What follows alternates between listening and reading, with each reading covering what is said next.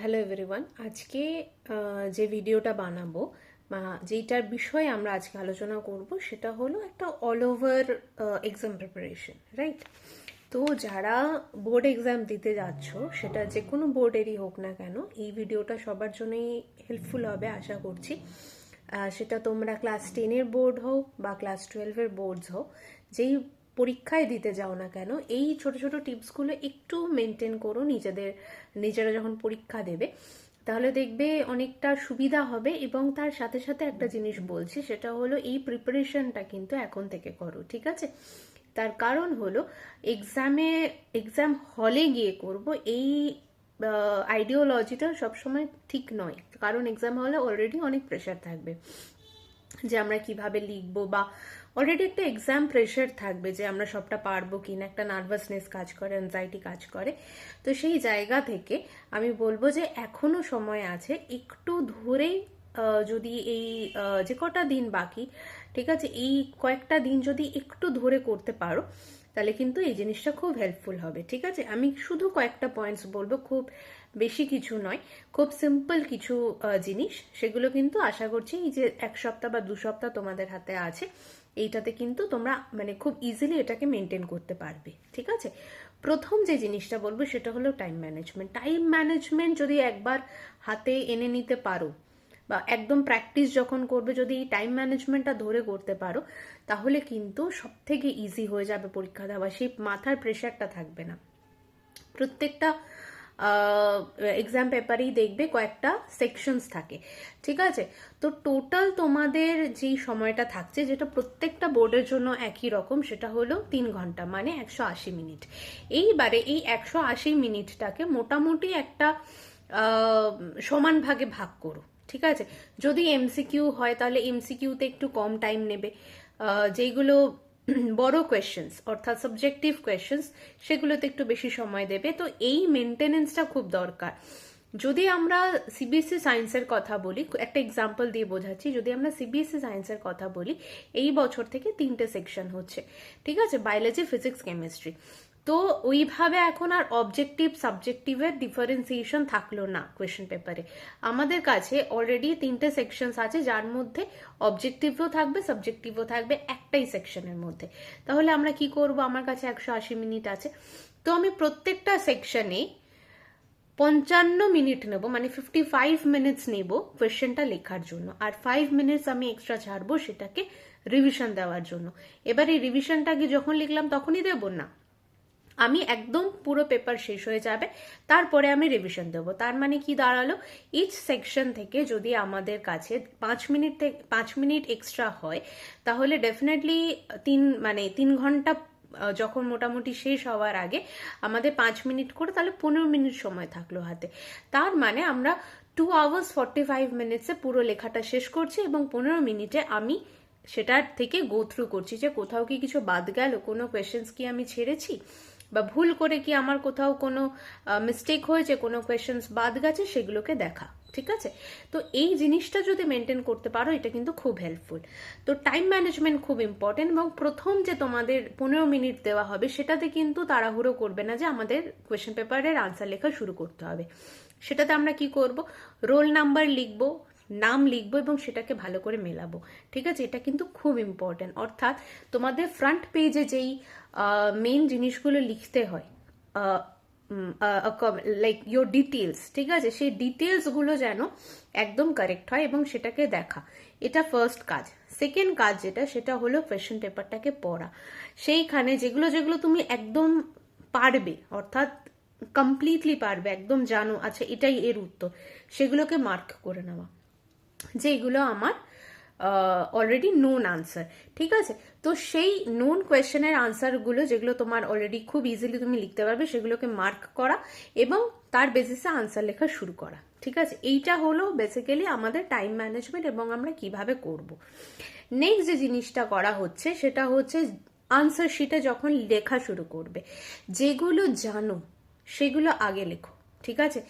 Mention the proper serial number, mention the section, এরকম যদি করতে পারো যে ইচ সেকশনের আন্ডারে যে কোয়েশ্চেন্স গুলো আছে সেগুলো এক জায়গায় লেখা, তাহলে নাথিং লাইক ইট, ঠিক আছে, অর্থাৎ একটা সেকশনে তার আন্ডারে কোয়েশ্চেন্সগুলো পুরোটা লেখা। এবার হতেই পারে যে কোনো একটা প্রশ্ন তুমি পারলে না, ঠিক আছে, তাহলে সেইটা আমরা কি করব, সেটাকে ছেড়ে রাখবো, একদম জানো না, মানে কিচ্ছু জানো না সেই জিনিসটার ব্যাপারে, তাহলে আমরা কি করব, যদি 1 নম্বরের কোয়েশ্চেন হয় তাহলে আমরা একটা গ্যাপ ছাড়তে পারি, সিরিয়াল নাম্বার ওয়াইজ লিখবো এবং ওই জায়গাটা একটু গ্যাপ ছেড়ে রাখলাম, আমি যখন পরে আবার গো থ্রু করবো তখন লিখবো। যদি সাবজেক্টিভ কোয়েশ্চেন হয় তখন কিন্তু গ্যাপ ছাড়াটা খুব একটা বুদ্ধিমানের কাজ নয়, তখন আমরা কি করব, সেটাকে ছেড়ে রাখবো পুরোটা। দেন যখন রিটার্ন করব সেই জিনিসটাতে, তখন আবার করে আমি সেকশনের নামটা লিখবো এবং সিরিয়াল নাম্বার লিখবো, অর্থাৎ লাস্টে গিয়ে লিখলাম, বাট আমরা সেকশনটাও মেনশন করলাম এবং সিরিয়াল নাম্বারটাও মেনশন করলাম, কিন্তু বারবার করে বলছি সেকশন আর সিরিয়াল নাম্বার মেনশন করা ভীষণ ইম্পর্টেন্ট, ঠিক আছে। আরেকটা দেখবে এরকম অনেক কোয়েশ্চেন্স আসে, সেটা হলো একটাই সিরিয়াল নাম্বার কিন্তু তার মধ্যে বলে কোয়েশ্চেন্স দিয়েছে, যদি তোমরা প্রথম কোয়েশ্চেনটা অ্যাটেন্ড করো তাহলে সিরিয়াল নাম্বার দিয়ে সেই কোয়েশ্চেনটা শুরু করে দেবে, যদি তার আন্ডারে অরের কোয়েশ্চেন অ্যাটেন্ড করো, বারবার করে বলছি এটা কিন্তু খুব ইম্পর্টেন্ট, সেটা হলো সিরিয়াল নাম্বার লিখে তার পাশে যেরকম ভাবে কোয়েশ্চেন পেপারে ক্যাপিটালে ও আর লেখা থাকে সেরকম ভাবে আনসার শিটে সিরিয়াল নাম্বারের পাশে ও আর লিখে দেবে। মানে সুবিধাটা কোথায় হলো, যে যখন এক্সামিনার হলে খাতাটা চেক করবেন তোমার, ঠিক আছে, যিনি ইভ্যালুয়েটর হবেন উনি যখন ইভ্যালুয়েট করবেন তোমার খাতা, তখন কিন্তু তার খুব ইজি হয়ে গেল যে আচ্ছা এটা তো অরের question. As a examinee, it is also your duty that you should make it more easier for the evaluator to check your copy, ঠিক আছে, তোমার কপি মেনটেনেন্সের উপরেও কিন্তু অনেক সময় নাম্বার ভ্যারি করে, ঠিক আছে। নেক্সট যে পয়েন্টটা সেটা হলো, এই জিনিসটা নিয়ে অনেকের অনেক রকম প্রবলেমস থাকে যে আমার হাতের লেখাটা ভালো নয়, আমার হ্যান্ডরাইটিং অতটা ভালো নয়। You don't have to write in a very cursive way, যে আমার ভীষণ আর্টিস্টিক হ্যান্ডরাইটিং বা আমি খুব আর্টিস্টিক ভাবে ড্রয়িং করছি, সেটা কিন্তু নয়। যেটা বেসিক্যালি ইম্পর্টেন্ট যে তোমার খাতাটা ক্লিন থাকছে কিনা, ঠিক আছে। যদি কোনো ভুল হয়, অর্থাৎ আমি কাটছি, তাহলে সেটা সিঙ্গেল লাইন সিঙ্গেল রুল দিয়ে আমি কাটবো, এরকম গোল গোল করে কাটার কোনো প্রয়োজন নেই, সিঙ্গেল লাইনে কাটবো এবং আবার আমি সেটা অ্যাটেন্ড করব। দুটো কোয়েশ্চেনের মধ্যে যদি সেটা অবজেক্টিভ কোয়েশ্চেন হয় সিঙ্গেল লাইন একটা গ্যাপ দেবে, যদি আমরা কমপ্লিটলি ডিফারেন্ট কোয়েশ্চেনে যাই, ঠিক আছে, অর্থাৎ আমার অবজেক্টিভ শেষ হয়ে গেছে, মানে আমার মাল্টিপল চয়েস শেষ হয়ে গেছে এবং আমি নেক্সট কোয়েশ্চেনে যাচ্ছি, তখন দুটো লাইন গ্যাপ দেবে, ঠিক আছে, দুটো লাইন গ্যাপ দেবে, এরকম একটা গ্যাপ নিয়ে নেবে যেটাতে মোটামুটি দুটো লাইনের গ্যাপ আছে, ঠিক আছে, অর্থাৎ আমি গ্যাপিংটাও দিচ্ছি। সেখানে কি হবে, তোমার যে টোটাল আনসার শিটটা, তোমার হাতের লেখা যদি একটু খারাপও হয় তবু তোমার যে প্রেজেন্টেশন সেটা কিন্তু সুন্দর হলো, ঠিক আছে। নেক্সট হচ্ছে পরীক্ষার সময়, ঠিক আছে, যদি এরকম মনে হয় যে একটা পেন আমি নিয়ে গেলাম, একটা নিয়ে যাব এই মেন্টালিটিটা রেখো না, ঠিক আছে, চেষ্টা করবে 2 বা 3টে পেন নিয়ে যাওয়ার।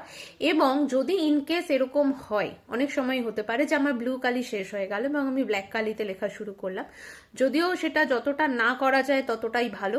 যদি একটা ব্লু কালিতে যদি লেখা শুরু করো, চেষ্টা করো পুরো খাতাটা ব্লু কালিতে লেখার, হঠাৎ করে ব্ল্যাক কালি আনবে না, বাট ইন কেস যদি সেটা হয়, ঠিক আছে, এক্সামিনারকে বলবে, মানে যিনি তোমাদের হলে থাকবেন তাকে বলবেন উনি সিগনেচার করে দেয়, যে অর্থাৎ উনি দেখেছেন যে তুমি কালিটা চেঞ্জ করছো, বাট আমি বারবার বলছি ইট ইজ নট রেকমেন্ডেড, ঠিক আছে। যদি ব্লু কালিতে তুমি লেখা প্রেফার করো, then make sure you carry more than 2 pens, ঠিক আছে।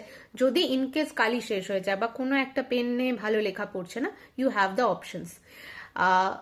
সায়েন্সের ক্ষেত্রে বলছি আর ম্যাথসের ক্ষেত্রে বলছি, পেন্সিল ক্যারি করবে, একটা পেন্সিল যেটা দিয়ে তুমি হয়তো কোনো রাফ ওয়ার্ক করছো বা এন্ডিং লাইন টানছো, এটার জন্য একটা পেন্সিল, পার্টিকুলারলি ড্রয়িং এর জন্য, সেটা সায়েন্সের ড্রয়িং হোক বা ম্যাথামেটিক্সের জিওমেট্রির ড্রয়িং হোক, তার কিন্তু পেন্সিল আলাদা নেবে। যদি ম্যাথসের হয় তাহলে সেক্ষেত্রে আমি বলে দিচ্ছি জিওমেট্রির ক্ষেত্রেও 2টো পেন্সিল নিয়ে যাবে, একটা রুল টানার পেন্সিল আর একটা কম্পাসের পেন্সিল। এই জিনিসগুলো কিন্তু খুব ছোট ছোট জিনিস, এগুলো যদি তোমরা ক্যারি করতে পারো বা এখন থেকে মেনটেন করতে পারো, দেখবে অনেকটা সুবিধা হয়ে যাচ্ছে পরীক্ষার খাতায়। আর পরীক্ষার হলে যে পাউচটা নিয়ে যাবে যার মধ্যে পেন পেন্সিলগুলো নেবে, সেটা যেন ট্রান্সপারেন্ট হয়, ঠিক আছে? এখন অনেক বোর্ড এক্সাম বা অনেক মানে সেন্ট্রাল লেভেলের এক্সামের ক্ষেত্রে এটা ম্যান্ডেটরি করে দিয়েছে যে যে পাউচটা তুমি নিয়ে যাবে সেটা যেন ট্রান্সপারেন্ট হয়। ওয়াটার বটল অলসো ট্রান্সপারেন্ট নেওয়ার চেষ্টা করো, ঠিক আছে? অনেক সময় অনেক জায়গায় ঢুকতে দেয় না যদি ট্রান্সপারেন্ট ওয়াটার বটল না হয়। আচ্ছা, last but not the least যেটা আমার বলার সেটা হচ্ছে, আজকে আমার একটা এক্সাম হয়ে গেল, ঠিক আছে? আমি বাড়িতে এসে ভাবতে শুরু করলাম যে এ বাবা ওটা ভুল হয়ে গেছে আনসারটা, এ বাবা এটা আমি তো লিখে আসিনি। ডোন্ট ডু দ্যাট, ঠিক আছে? আজকে যে এক্সামটা হয়ে গেছে সেটা কিন্তু হয়ে গেছে, you can't change it, right? কিন্তু তুমি কি করতে পারো, তোমার পরের যে এক্সামটা আছে সেটাতে কিন্তু তোমার কাছে স্টিল অপশন আছে যে আজকে যদি একটুখানি পারফরমেন্স কম হয়, হয়তো 4 নাম্বার তুমি একটু ছেড়ে এসছো বা তোমার আপ টু মার্ক তুমি আনসার লিখতে পারোনি, সেই 4 নাম্বার মেকআপ দেওয়ার জন্য কিন্তু তোমার কাছে নেক্সট এক্সাম আছে। তোমার টোটাল যে মার্কসটা দেখবে সেটা হলো তোমার গ্রোস মার্কস। অবভিয়াসলি মানে সাবজেক্ট টু সাবজেক্ট ম্যাটার করে, but gross marks is also important, ঠিক আছে? হয়তো কোনো একটা সাবজেক্টে তোমার হয়তো এইম যে আমি 90 পেয়ে যাব, বাট তোমার যে পরীক্ষাটা হয়েছে সেটা 85-এর মতন হয়েছে, তো তোমার 5 নাম্বার কম থাকলো। তুমি নেক্সট এসএসটি হোক বা ইংলিশ হোক বা বাংলা হোক, যে কোনো যে সাবজেক্টসগুলো আছে সেই সাবজেক্টসগুলোতে কিন্তু তুমি ওই 5 নাম্বার কিন্তু মেকআপ করতে পারবে। তো once your exam is done, don't go through the question paper again, at least যতক্ষণ না তোমার পুরো পেপারটা মানে পুরো এক্সামটা শেষ হচ্ছে, ঠিক আছে? এক্সট্রা কোনো প্রেশার নেবে না মাথাতে, ইট ইজ ওকে। মানে এত বছর তো এক্সাম দিয়ে এসছো, it is nothing new, correct? তো একটু ফ্রি ভাবে যাবে, এসে কোনো রকম প্রেশার নেবে না, অ্যাটলিস্ট এইটুকুনি মাথায় রাখবে যে আমি আমার বেস্টটা দিয়ে এসেছি, ঠিক আছে? এবং ভবিষ্যতে যে এক্সামগুলো আছে সেগুলোতে আমি আরো বেটার করতে পারি, আমার কোথায় কোথায় গ্যাপিং হয়েছে, ঠিক আছে? সুতরাং এসে যেটা হয়ে গেছে সেটা নিয়ে টেনশনের কোনো ব্যাপার নেই, বরঞ্চ এইটা নিয়ে ভাবো যে আমি ফিউচারটা কিভাবে ভালো করতে পারি। পাস্ট তো আমরা চেঞ্জ করতে পারবো না, কিন্তু ফিউচারটা আমাদের হাতে এখনো অব্দি আছে, ঠিক আছে? আমার মনে হয় এই টিপসগুলো একটু তোমাদের কাজে লাগবে, এবং এক্সাম প্রেশার অলওয়েজ লাইফে থাকবে, it is nothing new and it will grow time to time, ঠিক আছে? তো যতই বড় হও না কেন এক্সাম তো দিতেই হবে। যেটা আমরা করতে পারি সেটা হলো আমাদের প্রিপারেশনটা ভালো করতে পারি, ঠিক আছে? It is all about the preparation. আচ্ছা, লাস্ট একটা জিনিস বলে দিই যখন প্রিপারেশনের কথাতেই আছি, সেটা হলো এই মুহূর্তে কিন্তু কোনো নতুন টপিক নিয়ে কিচ্ছু করবে না, প্রিপারেশন যা হওয়ার ছিল হয়ে গেছে। যেটা এখন করতে পারো তোমরা সেটা হলো অলরেডি যেগুলো করে ফেলেছো সেই জায়গাটাকে আরো বেটার করা, ঠিক আছে? তো অলরেডি যতটা তোমার প্রিপারেশন আছে, যতটা তোমার তলোয়ার তৈরি হয়ে গেছে, লম্বা ছোট যেরকমই হোক না কেন, সেই তলোয়ারটাকে আরো বেশি ধার দাও, ঠিক আছে? নতুন করে আমার এই তলোয়ারটা বা আমার এই নাইফটা ভাল লাগছে না, আমার এই ড্যাগারটা ভাল লাগছে না, আমি এখন শেপ চেঞ্জ করব বললে তো আর হবে না। Already you have a very good dagger or whatever you want call it, that your knowledge, right? তো তুমি যেটা করতে পারো সেই নলেজটাকে আরো বেশি এনহ্যান্স করতে পারো, এই সময়টা এনহ্যান্সমেন্টের, ঠিক আছে? কোনো নতুন প্রিপারেশন করবে না, প্রিপারেশন ইজ অলরেডি ডান। শুধু যেটা করবে সেটা হলো আরো বেশি প্রিপারেশনটাকে ভালো করবে, ঠিক আছে? যতটা এখন আছে নতুন কিচ্ছু পড়ার দরকার নেই। এইটুকুনি বলার ছিল। আমার মনে হয় এটা তোমাদের সবার জন্য, যারা যারা আপকামিং বোর্ডস এক্সামে বসবে বা যে কোনো এক্সামে বসবে ইনফ্যাক্ট, তার জন্য খুব হেল্পফুল হবে। তো all the best to all of you. খুব ভালো হবে, বেশি প্রেশার নেবে না, অ্যান্ড ফিউচার ইজ ফিউচার, ঠিক আছে? ভালো করে পড়াশোনা করো, এখনো সময় আছে। আর যদি কোনো সমস্যা থাকে তাহলে নিচে কমেন্ট সেকশনে তোমরা জিজ্ঞেস করতেই পারো, যদি কোনো স্টুডেন্ট থাকো বা গার্জিয়ান থাকো। যদি কোনো কোয়ারিজ থাকে আমি সেই কোয়ারিজগুলোকে কিন্তু 101 করে ডিসকাস করে দেবো, ঠিক আছে? খুব ভালো করে এক্সাম দিও। All the best to all of you.